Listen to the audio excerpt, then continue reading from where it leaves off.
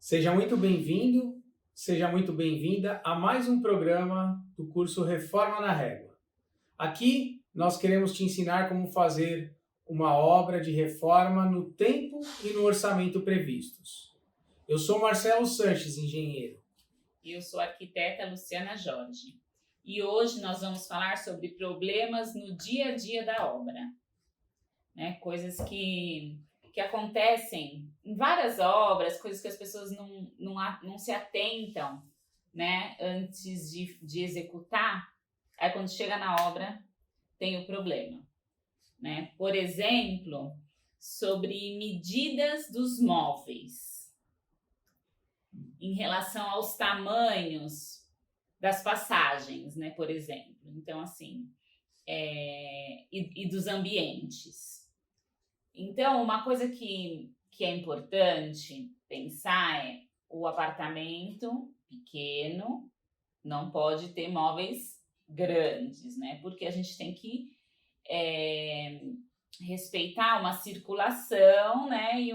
E os espaços de que as pessoas vão usar para fazer as coisas. Então, vamos falar de um sofá, por exemplo. Você quer um sofá confortável, mas tem que pensar que não pode ser uma coisa enorme, que vai passar do limite. Ah, quer uma mesa para bastante gente? Tudo bem, a gente tem vários recursos hoje, mesmo em apartamento pequeno, né? A gente tem mesa que dobra, tem mesa oval que cabe mais, tem mesa de canto alemão, tem várias coisinhas, mas não exagerar no tamanho da mesa, né? Porque assim, dá a aparência de que o espaço é menor do que ele é, se você colocar móveis muito grandes, né? Então, assim, a mesma coisa em relação aos eletrodomésticos.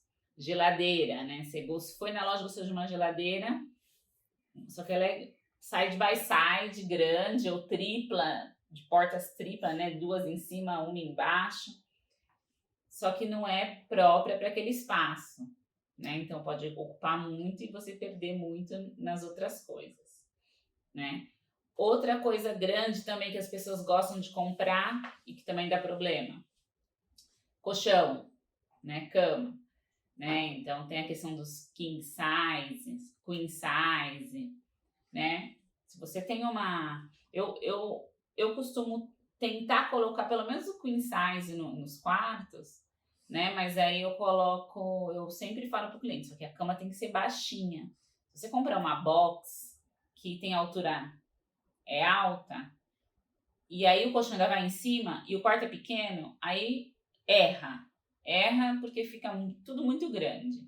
Então, quando você tem um quarto pequeno e quer colocar uma queen size e ainda você consegue as circulações laterais, na frente, tal, as mínimas, então tem que procurar o quê? Colocar uma cama baixa, mandar fazer na marcenaria ou comprar um box que não tem pé para ficar baixinha, né? Para não ficar muito alta, senão erra, né? Então esse item que medidas dos móveis, dos eletrodomésticos, né, dos itens, é muito importante. É muito importante escolher os tamanhos de acordo com o espaço que vai receber, né, o item, né? O Marcelo vai falar agora sobre as medidas das passagens, né? Aí o que acontece? Você escolheu, cabe o móvel lá no seu apartamento, você resolveu, por exemplo, você tinha 2 quartos, transformou em um quarto só e agora vai caber uma cama queen, uma cama king, é a sua preferência. Só que aí você se depara com outro problema que você tem que pensar. Existe passagem para esse colchão ou para essa geladeira, para esse sofá entrarem no seu apartamento? Então, é importante, quando você estiver planejando a sua reforma, estiver começando, você tirar as medidas das passagens que você vai ter. As portas, elas têm medidas padrões, né? A maioria das portas é da seguinte medida. As portas de entrada têm medida de 82. Isso na maioria, tá? elas têm uma abertura de 82 centímetros, que na maioria também acaba tirando 1 centímetro de cada lado, por causa da espessura lá da madeira, então fica um vão de 80, livre, né?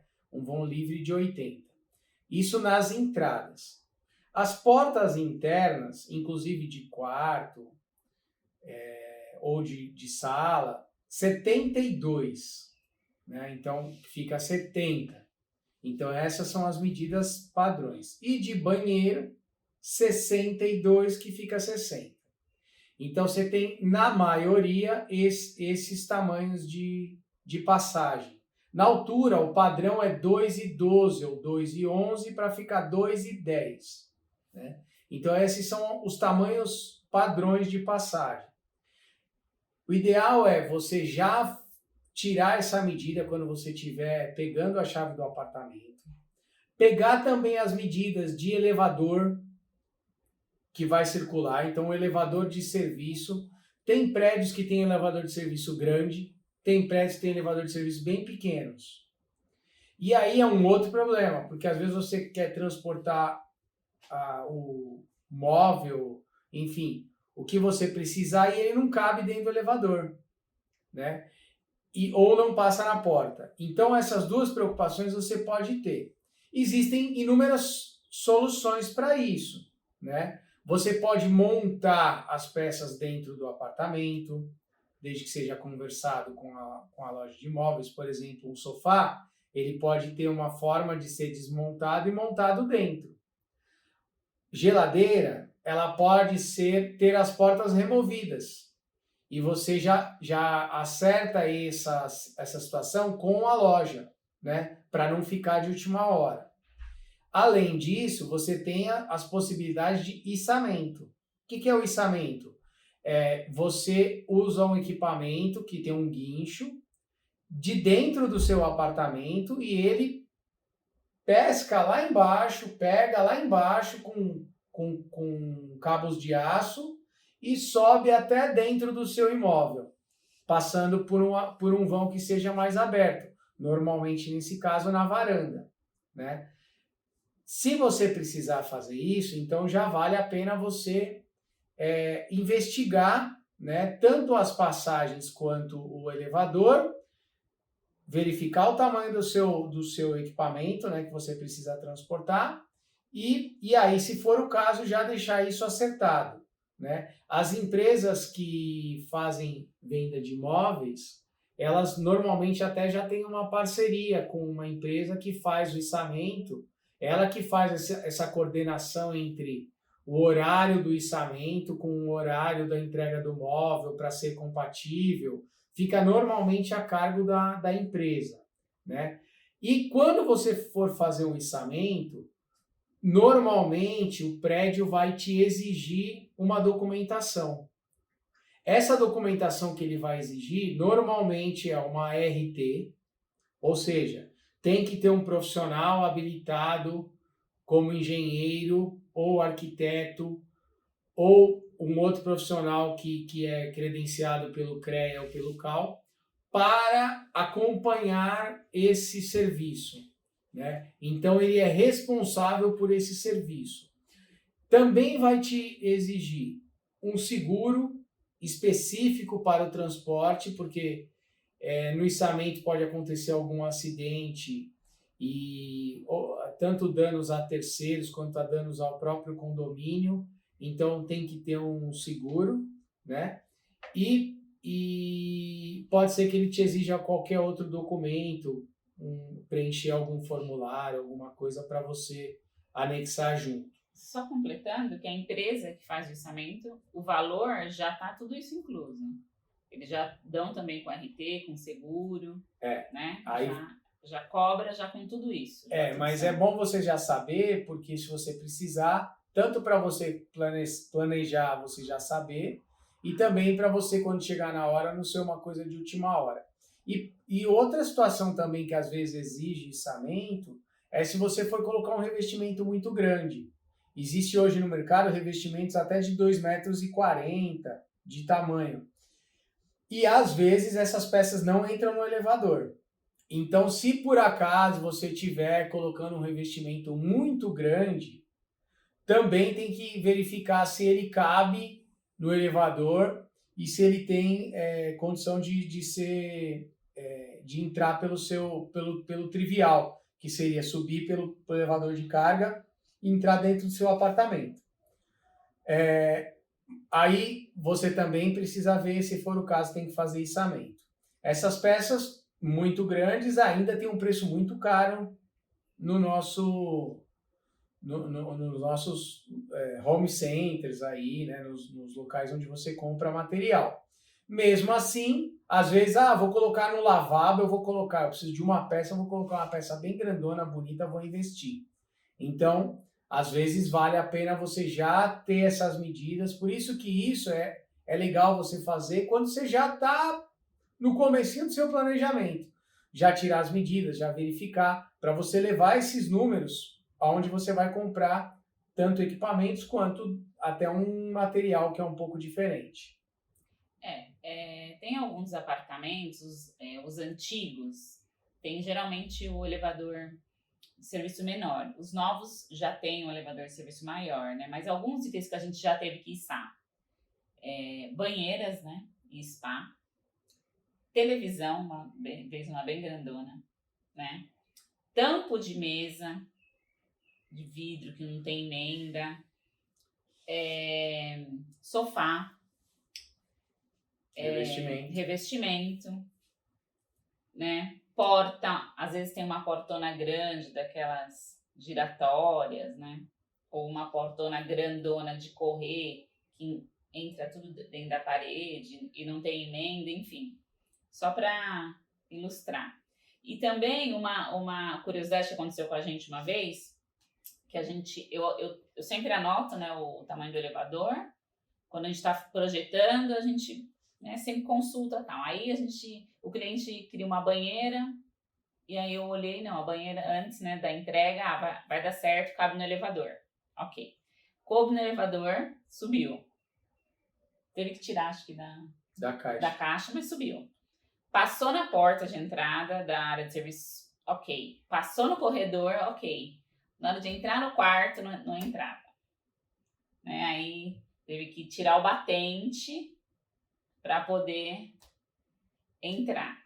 Né? Então, assim, para você ver, a gente tinha pensado no elevador, né? E tinha pensado na porta de entrada, porque o importante era colocar dentro do apartamento. Né? Mas aí dentro do apartamento mesmo a gente teve problema.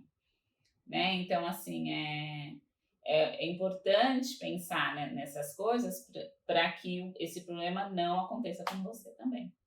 A passagem no corredor era estreita. Na porta, se fosse reto, até passava, mas ela não tinha... Tinha que girar. Quando tinha que girar, não tinha espaço para girar, porque tinha um corredor mais estreito. Já tinha um móvel instalado no corredor. Aí a melhor solução foi soltar o batente e tal. Então, é uma situação que acontece e que você tem que achar uma solução, né? Tinha outra solução, até se cogitou por fazer um içamento da peça por outra passagem, esse apartamento permitia, só que aí esbarrava na mesma situação do outro lado, não passava na outra porta. E a porta era 72 de quarto, tanto do corredor para o quarto, como do banheiro para o quarto, do closet para o quarto, então... Não dá. Não dá. Agora, a Luciana vai falar para a gente sobre o próximo item, que é a questão da torneira.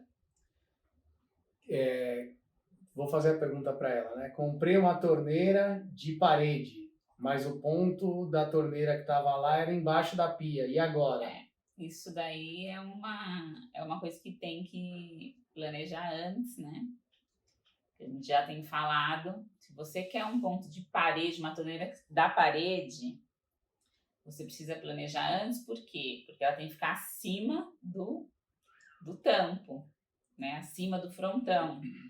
Então, se você já tiver colocado a pia, aí você vai ter que tirar a pia para poder fazer essa passagem aí da tubulação e tal. Então, o planejamento na torneira, na escolha das torneiras, faz parte lá do início. Eu sempre falo, não adianta você pensar no metal, nas torneiras, nos chuveiros, registros, duchas higiênicas, quando você for comprar, entendeu? Quando você for instalar. Depois que a obra está limpa, acabou que você vai instalar isso.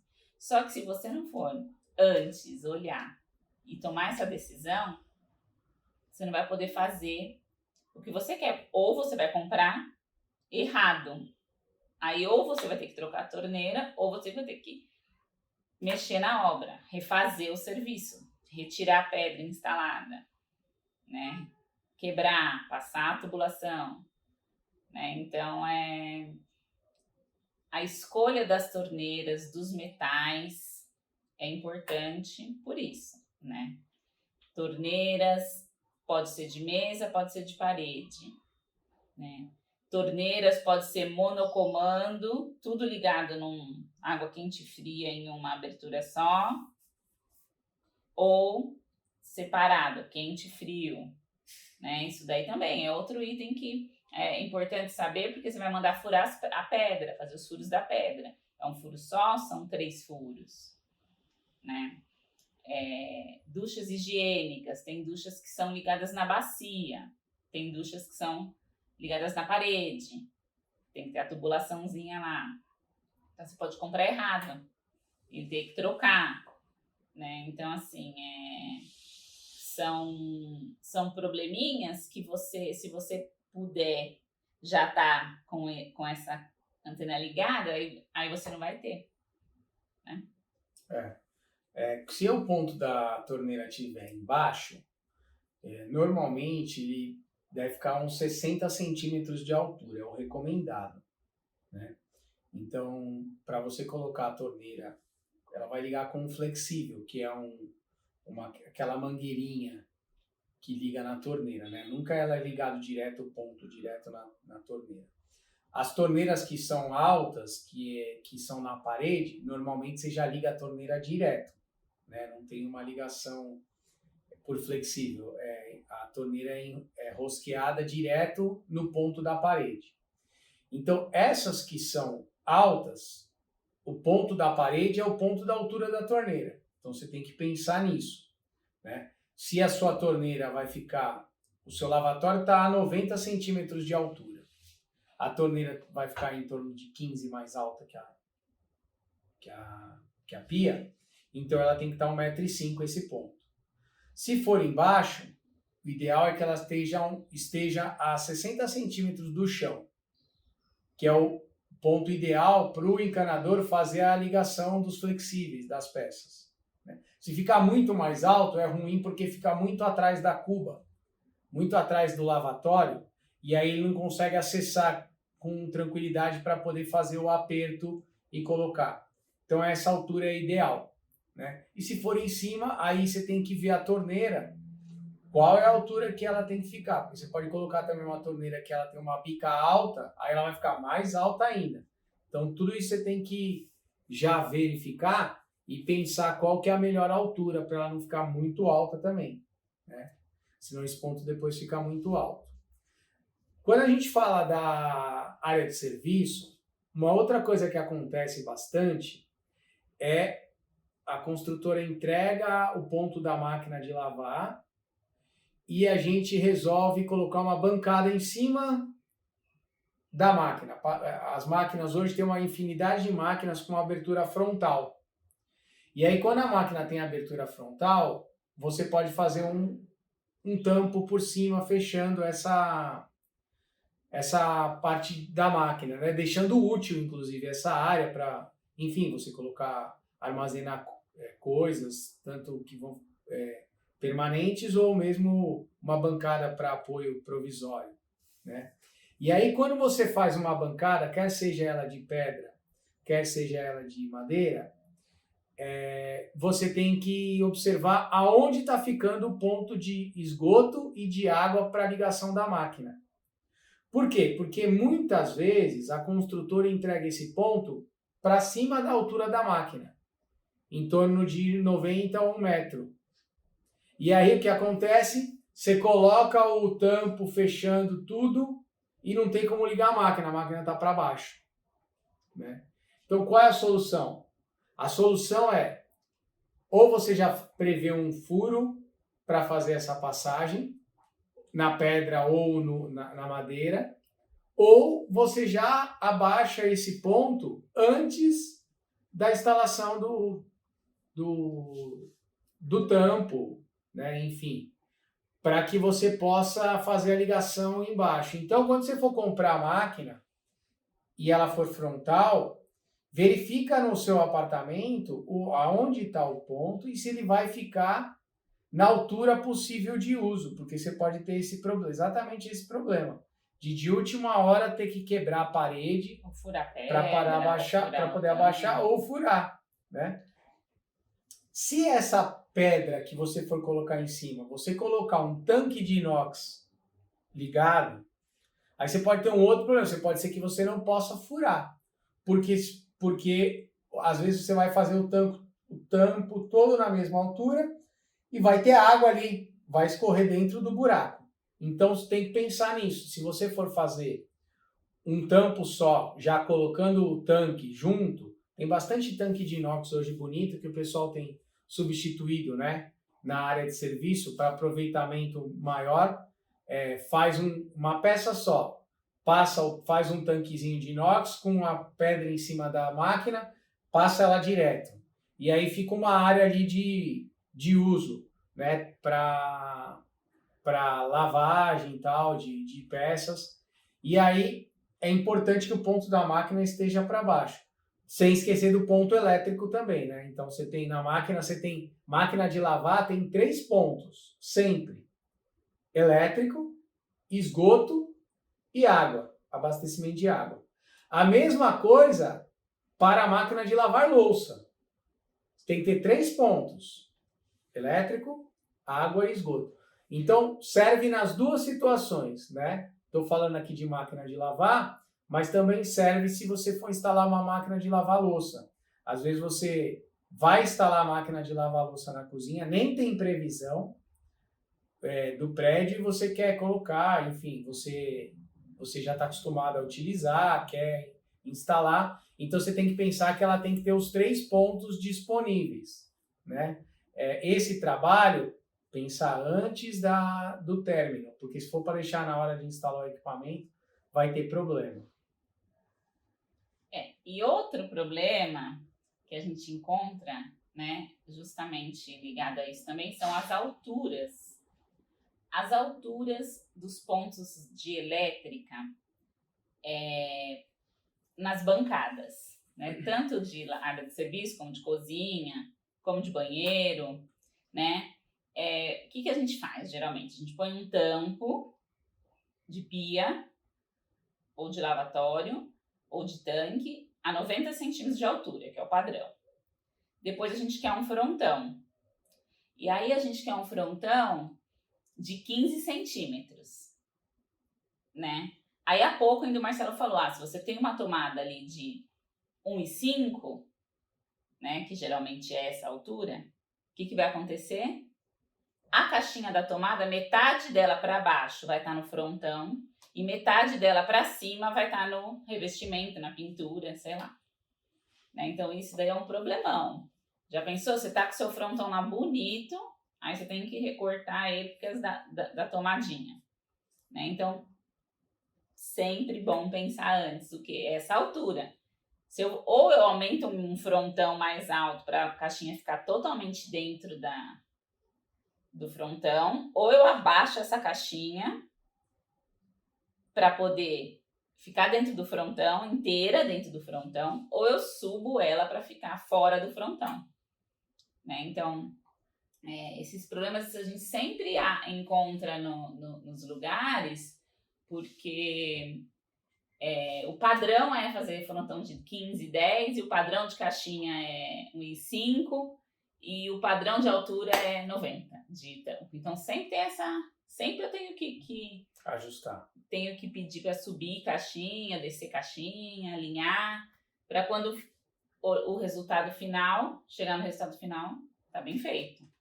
Né? A caixinha não tá um pouco para lá, um pouco para cá. Porque a gente já viu lugar que a pessoa vai, aí achou o problema, ela recorta, coloca a caixinha, ela fica uma parte para cima, uma parte para baixo, aí tem que fazer um enchimento em volta, fica muito feio, né? E a solução, ela é viável. Uma coisa não pensada, né? Então, ela é viável de ser feita na instalação.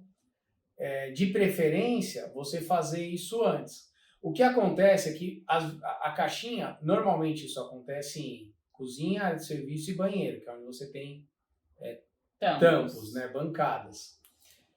Essas bancadas, nesses lugares, esses pontos não precisam estar exatamente na mesma altura de todo o apartamento. Não tem essa necessidade. Normalmente as caixinhas de luz, elas estão mais ou menos na altura da maçaneta da porta, que é no meio da porta, que é 1,5 m. A porta tem 2,10 m, falei lá no começo sobre a altura de porta, ela tem 2,10 m. A maçaneta está exatamente no centro da porta, 2,5 m. E a 1,5 m. E a tomada elétrica normalmente também tá. Tem alguns apartamentos que o padrão é 90, é um pouco mais baixo. Mas o normal é 1,5 m. E aí pega exatamente nesse miolo, onde dá todo esse problema. Então, vale a pena, né? Vale a pena pensar nisso antes, né? Pensa aí, como são poucos pontos, mas se eu preciso trocar do apartamento inteiro, não. Não, você não precisa mexer na caixinha, mas você precisa acertar a altura do frontão. Então, eu vou fazer o frontão de 7, de 5, menorzinho, porque não chega na caixinha. Ou vou fazer de 20, porque aí a caixinha vai ficar no meio. 18, às vezes são pequena medida diferente então já. Ou você acerta aí, né? Tudo depende do revestimento que você colocar, enfim.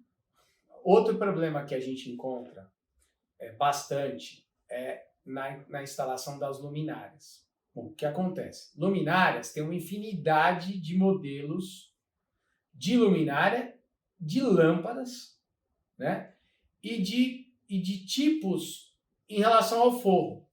Existe uma altura que a gente chama, tecnicamente, de entreforro. O que é o entreforro?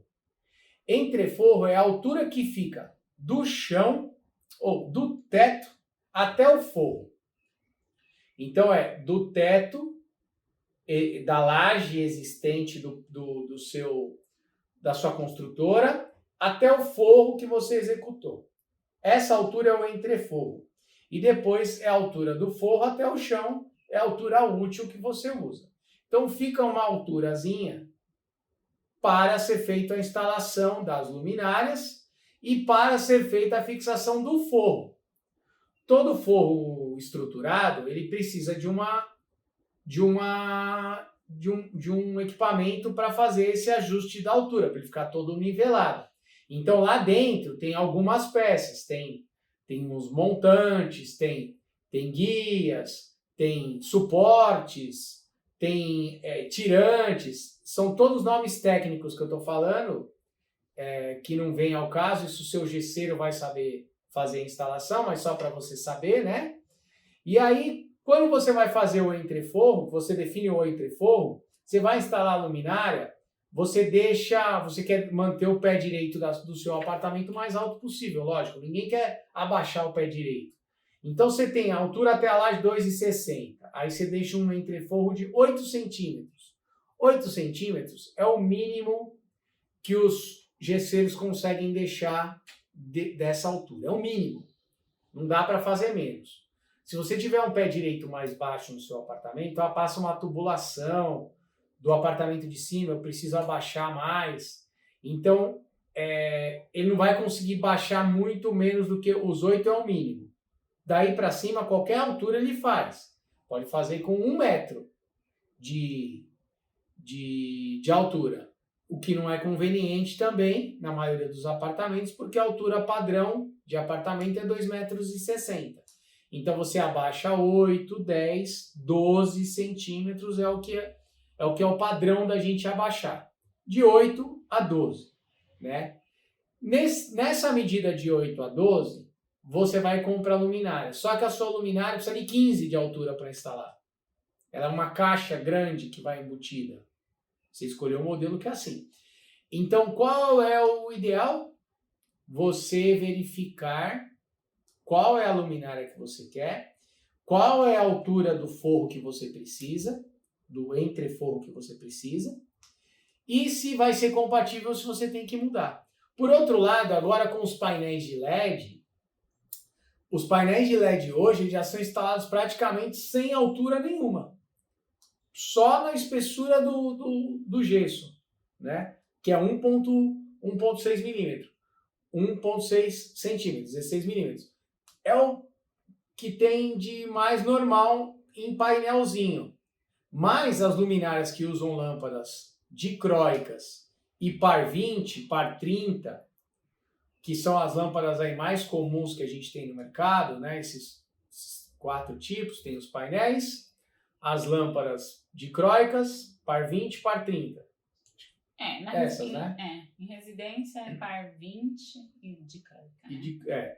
E aí, essas luminárias, você tem que verificar qual é a altura dela, que ela precisa para subir para você colocar o fogo. Senão, o que vai acontecer é que a luminária ficar para baixo, ela não consegue ir até em cima. E aí você tem que trocar a lâmpada, né? E a luminária. E a luminária, porque às vezes você consegue trocar só a lâmpada. O legal dessas luminárias é que dá o efeito, né, no luminotécnico no ambiente, né? Então você mesclar um pouco, se você quer iluminar um quadro, você coloca uma dicróica, se você quer iluminar ambiente geral, você coloca uma par 20, né? Se você quer uma iluminação bem clara e ampla, você coloca um painel de LED. Então depende, né, muito do que você vai ter de objetivo lá quando você for resolver a luminária, você vai saber isso, você vai conversar sobre isso.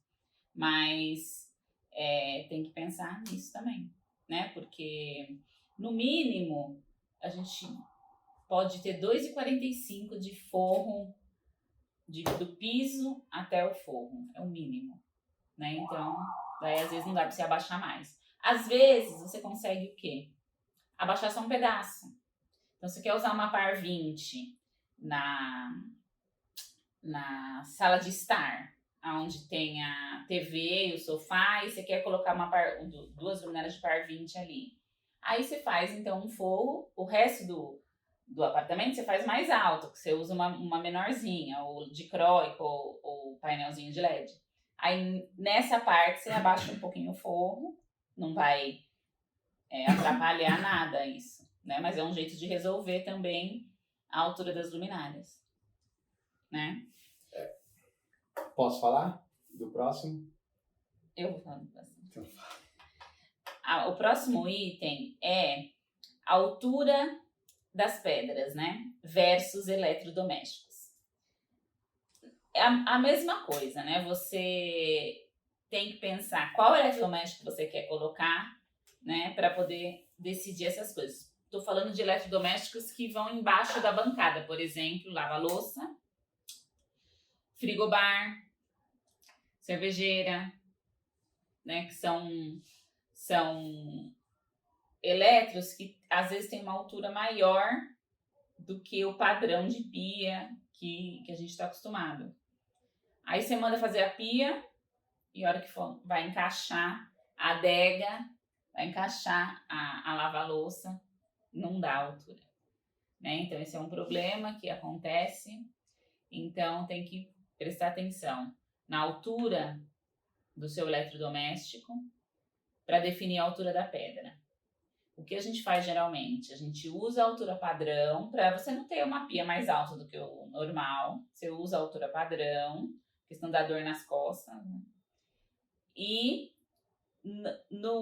na posição da lava-louça, na posição da cervejeira, enfim, do que for, você faz uma subidinha na bancada, um degrauzinho e coloca ela mais alta, né? Isso serve até para a máquina de lavar roupa também, que acontece bastante. Às vezes é uma diferença sim, né? Às vezes a máquina é bem alta, então o tanque é 90 e sobe a bancada, né? É isso. E aí, nessa linha ainda, quando a gente fala, nós estamos falando bastante de elétrica, hidráulica, né? Que são esses problemas que a gente encontra. Um outro problema que acontece bastante é na questão dos pontos de elétrica atrás das televisões. O que acontece? Hoje, as televisões, quase todas, elas têm sido instaladas em suportes de parede. Ou num painel, ou mesmo direto na parede, mas sempre através de suporte. Difícil os televisores hoje que ficam usando o próprio suporte da TV, né? Aquele de ficar em pé. E aí o que acontece? Você, para chegar até o equipamento de acionamento dele, né, que é um equipamento da TV por assinatura, ou mesmo um videogame, ou um computador, algum outro equipamento que fica interligado com a televisão, fica aquele fio aparecendo, passando, né? Que fica bem feio, né? Não fica agradável, parece que não está nada planejado, parece que foi feito sem levar isso em conta. Então, o que a gente tem feito e que é uma solução ideal?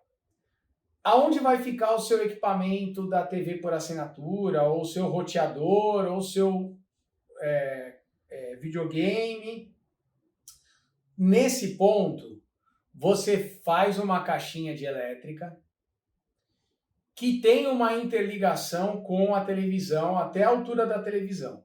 Então, vou dar um exemplo. Você coloca o equipamento a 40 centímetros do chão, num rack, num móvel que tem lá perto do chão, né? E aí a sua televisão vai numa altura de 1,30, 1,40, depende da altura, enfim, que você está, qual é a finalidade. Se ela vai ficar na cama, para o sofá, ou para uma bancada de um computador, enfim, para qualquer diferença de altura. Então, vou colocar aqui 1,40 m, outra 1,40 m. Desse 40 até 1,40 m, o ponto da televisão, você faz uma tubulação que você pode usar tanto um conduíte bem grosso, que a gente chama de 1,5 polegadas. Então, se você for numa loja de material de construção, você vai encontrar. Ou você também pode usar, e fica muito bom, um pedacinho daquele tubo de esgoto branco de 40 milímetros, que é a mesma medida. 40 milímetros é aproximadamente 1,5 polegadas. Então, você quebra a parede e chumba esse cano, né, esse tubo, interligando as duas caixinhas. Pronto, resolveu o problema. Você não vai ter mais nenhum fio passando para fazer a interligação dos equipamentos, né? Então, antes, a gente podia até fazer com conduíte daqueles de elétrica de 1 polegada ou de 3/4, que é as medidas padrões de conduíte. Só que agora, quase todos os equipamentos usam essa interligação com aquele cabo HDMI. E a cabeça do cabo HDMI é grande. Ele tem uma peça grande na ponta que não dá para você soltar. Então você não consegue tirar, passar o fio e depois religar ele na ponta. Você tem que entrar, ele tem que passar inteirinho dentro do tubo. Tem que entrar com ele lá no tubo.